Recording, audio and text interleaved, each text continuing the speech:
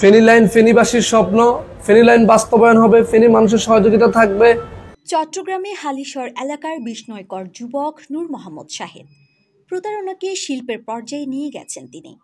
একের পর এক অভিনব কৌশল অবলম্বন করে মানুষের কাছ থেকে টাকা হাতিয়ে নেওয়াকে পেশা হিসেবে নিয়েছেন। সংবাদ সম্মেলনের উদ্দেশ্য যেন নিরপরাধ কোনো ব্যবসায়ী যেন মামলা বাণিজ্যের শিকার না হয়। কেউ অভিযোগ দিলে শাহেদ গ্রেফতার হয়ে কারাগারে যান, পরে আবার বের হয়ে নতুন কৌশল অবলম্বন করে প্রতারণায় জড়িয়ে পড়েন। দুরন্ত বাজার নামক সুপার শপে মাল সাপ্লাইয়ের নামে প্রতারণা। ৬৪০ টাকায় গরুর মাংস বিক্রি করতে গিয়ে গরু ব্যাপারীর টাকা না দেওয়ার পর এবার পরিবহন ব্যবসায় নেমেও বিতর্কের জন্ম দিয়েছেন শাহেদ। ডাকডোল পিটিয়ে ফেনী লাইন নামের একটি বাস সার্ভিস উদ্বোধন করলেও তা রাস্তায় নামাতে পারছেন না, কারণ ফিটনেসবিহীন নাম্বার সংযুক্ত এসব বাস রাস্তায় নামার কোনো অনুমতি নেওয়া হয়নি সংশ্লিষ্ট কর্তৃপক্ষ থেকে। আমার নাম আবুল বাশার চৌধুরী, আন্তঃজেলা বাস মালিক সমিতি সিনিয়র লাইন সম্পাদক। ফেনী লাইন সম্বন্ধে আজকে আমাদের অবশ্যই ফেনী লাইনে মালিক বলে পরিচয় দিয়া ৩ জন লোক এসেছিলেন। ওনাদেরকে আমাদের বক্তব্য ছিল আমাদের ফেনী রোডে স্টার লাইন ১০০, লোকাল গাড়ি প্রায় ১০০-র কাছাকাছি, মোট ২০০ গাড়ি চলে। এগুলোকে উপেক্ষা করিয়া নতুনভাবে একটা পরিবহন দেওয়া আমাদের পক্ষে সম্ভব না বলে আমরা জানিয়ে দিয়েছি। বর্তমানে ওনাকে এবং পরিশেষে ওনাকে বলে দেওয়া হয়েছে আপনার গাড়ি যদি হালনাগাদ কাগজপত্র কমপ্লিট থাকে, ফেনী চিটাগাঙ্গের যদি রোড পারমিট থাকে, আপনি আসলেই বিবেচনা করা যাবে বলে আমার সাধারণ সম্পাদক জনাব কবিলুদ্দিন রহমান বলেছেন। এদিকে আগে থেকেই শাহেদের বিরুদ্ধে প্রতারণা ও ঠকবাজির অভিযোগ থাকায় ফেনী লাইনের বিভিন্ন কাউন্টারে হামলা চালিয়ে গুড়িয়ে দিয়েছে তার প্রতারণার শিকার ভুক্তভোগীরা। পরে লাইভে এসে নিজের পক্ষে সাফাই গাইতে থাকেন শাহেদ। ফেনী লাইন ফেনীবাসীর স্বপ্ন, ফেনী লাইন বাস্তবায়ন হবে, ফেনী মানুষের সহযোগিতা থাকবে। এটা ইনশাল্লাহ, এটা অতি দ্রুতই আমরা এটা বাস্তবায়ন করব। কেন আমাদের উদ্বোধন হলো না আপনারা জানেন। যারা অন্য অপারেটর যারা রয়েছে আমাদের বিরুদ্ধে নানা ষড়যন্ত্র করে প্রত্যেকটি অধিদপ্তরে আমাদেরকে কোনোভাবে গাড়ি চালানোর সুযোগ দিচ্ছে না।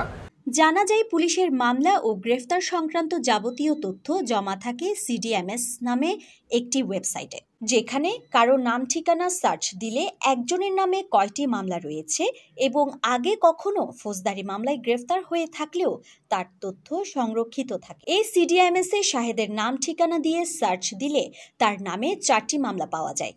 সবগুলো মামলায় প্রতারণা সংক্রান্ত। এইসব মামলায় 4 বার গ্রেফতার হয়েছেন তিনি। সবশেষ গত 30শে জানুয়ারি প্রতারণার একটি মামলায় নগরের হালিশহর থানা পুলিশের হাতে গ্রেফতার হন শাহেদ। CDMS এর তথ্য অনুযায়ী শাহেদের নামে 2021 সালের 25শে জুন নগরের EPZ থানায় মামলা রেকর্ড হয়।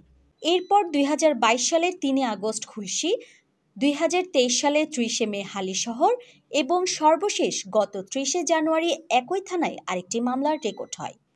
এইসব মামলায় শাহেদ 2021 সালের 25শে জুন EPZ থানা পুলিশের হাতে, 2022 সালের 12ই আগস্ট খুলশী থানা পুলিশের হাতে, 2023 সালের 31শে মে হালিশহর থানা এবং গত 30শে জানুয়ারি একই থানা পুলিশের হাতে গ্রেফতার হন। এইসব বিষয়ে জানতে নূর মোহাম্মদ শাহেদকে ফোন করলে তিনি এইসব তার বিরুদ্ধে ষড়যন্ত্র বলে অভিহিত করেন। এখন আপনার তো একটা বদনাম আছে দুরন্ত বাজার নিয়ে, তাই না? এই বদনামটা গুছাতে গিয়ে এখন আরেকটা বদনামের আপনি ভাগিদার হচ্ছেন।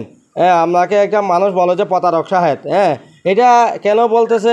এখন বর্তমান যে লাইনটা আছে এই লাইনটা নিয়ে নাকি আপনি মানুষের সাথে প্রতারণা করবেন, এরকম একটা অভিযোগ আছে স্থানীয়দের। এখন আপনি মানে যারা আছে ফেনীবাসী আছে বা যারা আছে ভুক্তভোগী আছে এরাই বলছে। এখন আপনি এই প্রতারণার বিষয়টা নিয়ে আমাকে কি বলবেন সেটা একটু বলবেন। আসলে দেখেন,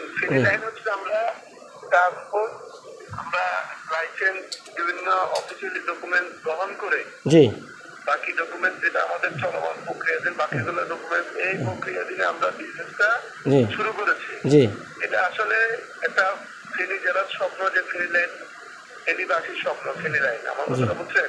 এটাকে যখন আমরা বাস্তবায়ন করতে গিয়ে পরে আমার বিরুদ্ধে নানা ষড়যন্ত্র অপপ্রচার অন্য অপরাধগুলো চালাচ্ছে।